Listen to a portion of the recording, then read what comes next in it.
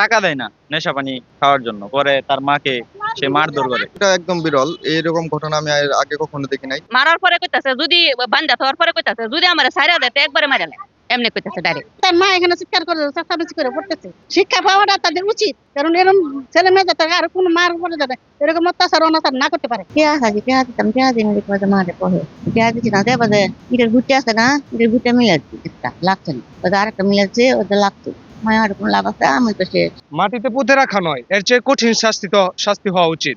তার মারে মাঝে মধ্যে তার বাবারও মারছে, ইট দিয়ে তার মায়ের পায়ের গোড়ার মাঝে বাড়ি মাইরা পা ভেঙে ফেলেছে। তার মারে আজকে সকালে মাইরা ঈদ দা বাইরিয়া মাত্র থ্যাংক টু কাটাইয়া লাগছে। টাকা দেয় না নেশা পানি খাওয়ার জন্য, পরে তার মাকে সে মারধর করে অনেকবার, যে ইট দা আর অনেক কিছু দিয়া মারে, মাথা মুথা ফাড়াইলা, আজকে পাও এরিয়া ভাঙ্গালছে। এটা একদম বিরল, এরকম ঘটনা আমি এর আগে কখনো দেখি নাই।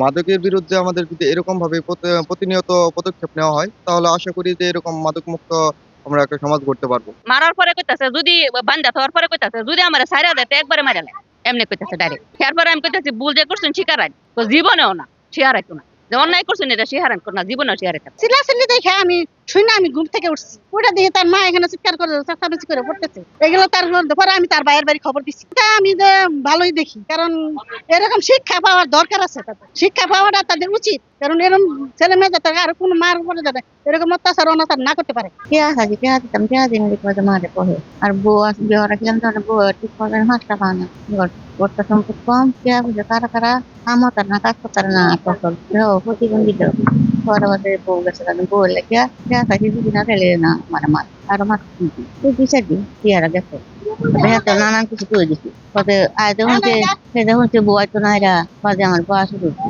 পেঁয়াজ দিতাম, বউ এনে দিতাম, বউ নাইলে আমি এনে দিতাম ভাইরা বউর মার নামটা বলে বকছে মুখ শুনে কাগজ তখন নাম করতে পারবে না সময় মধ্যে পেঁয়াজ দিচ্ছি না দেবা যে ইটের গুটি আছে না, ইটের গুটি মিলাচ্ছি একটা লাগছে না, ওদের আরেকটা মিলাচ্ছে ওদের লাগছে।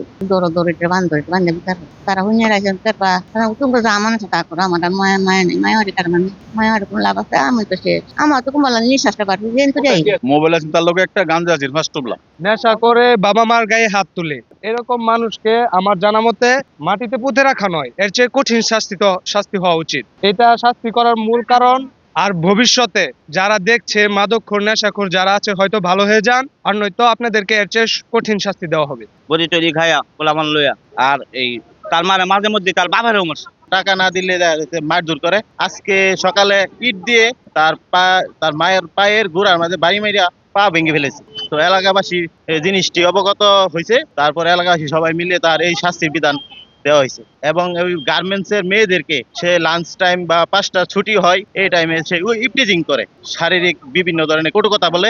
এবং ইতিমধ্যে তার অনেকগুলা বিচার মানুষ করেছে, কিন্তু তার বিচারে কোনো মানে কাজ করে না, নজিরবিহীন বিচার। এই বিচার মনে করি আমি সুষ্ঠু হচ্ছে যারা মা বাবার সাথে টাকার জন্য নেশার জন্য বিভিন্ন ভাবে খারাপ আচরণ করে, বাবার সাথে বেয়াদবি করে, মার সাথে বেয়াদবি করে, তার জন্য একটা দৃষ্টান্তমূলক শাস্তি হিসেবে এটাকে ধরা হয়েছে। প্রতিদিনই তার মার কাছে তার মা একটা অসল মানুষ, প্রতিবন্ধী তার মাও আথাও কাফ হয়ে মাটিতে খারিয়ে থাকতে পারে না। তার মারে আজকে সকালে মাইরা ঈদ দা বাইরিয়া মাত্র থ্যাংক টু কাটাইয়া লাগছে। গাঞ্জা সহ তারা এমনি দিয়েছি, গাঞ্জাটা আমরা সকলে মিলে ঘুরে লাগছি, যার কিছু জীবনে ভালো হয়ে যাবো। Well done, side by side, free.